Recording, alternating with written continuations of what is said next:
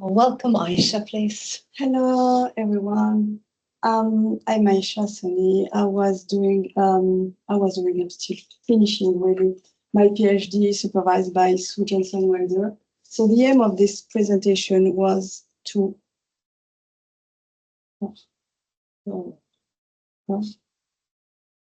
Try top arrow or yeah, I'm doing the top. It's coming. Yeah. Was to measure math resilience and math anxiety. And why? So I was a math teacher, I'm still a math teacher in France, and I observed things as a teacher, a lack of resilience and symptoms of math anxiety, avoidance, passivity. And there are global education, global studies that point towards high math anxiety levels in France, low performance, indiscipline in school, and social inequality.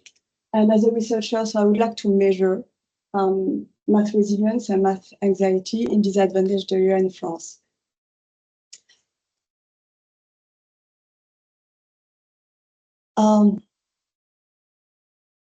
So the question, maybe I will tell the real story, the real one. I wanted to measure math anxiety to provide a rationale for an intervention in France.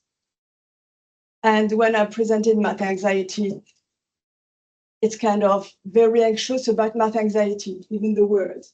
So I had to put like a questionnaire where math anxiety, all the items of math anxiety are here, but definitely not written math anxiety questionnaire on the top. So I blended with other questions that were more positive, I would say, and more so in terms of math resilience and coping skills. But at first, I didn't. The aim was to get a score for the math anxiety. That's it. And I reflected on math anxiety score that I've chosen is the math from Betz, 10 questions, Likert square. So I said, I'll put 10 other questions using a Likert square about math resilience. And then it's blended and it's easier to disseminate in the school context. That's what happened. But I didn't, from the start, didn't have the expectation of having a scale. And then I didn't have, and I've submitted my thesis, I didn't have still. And when I submitted my thesis and I had my viva, the examiner told me, you've provided the front-back alpha, you've looked at the scale of math anxiety, but why not the other one? You need to put the other ones. I say, sure, I would not dare. And actually, it's almost as acceptable as the math anxiety one.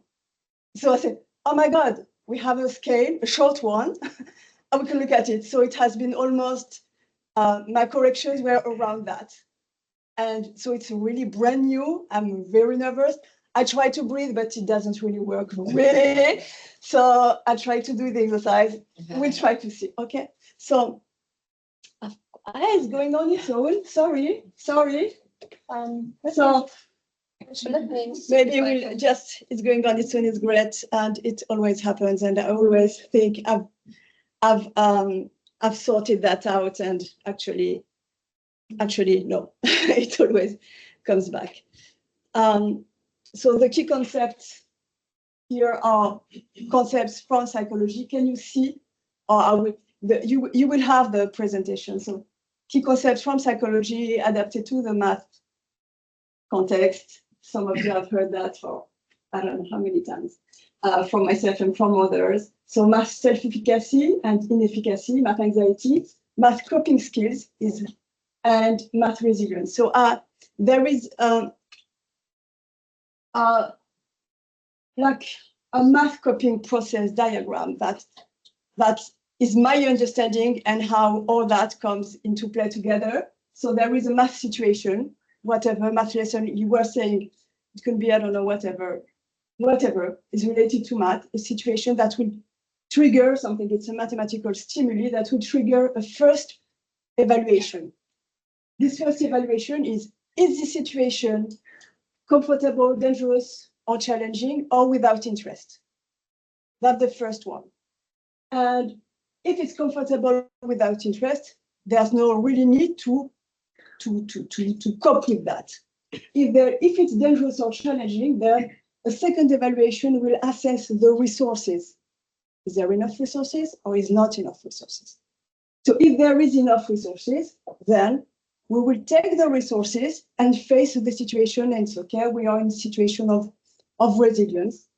And it's okay. If there's not enough resources, then that's where we need to find coping skills. So these coping skills will be in first instance, problem-centered if possible. That means and that's how math self-efficacy, self-inefficacy comes into play.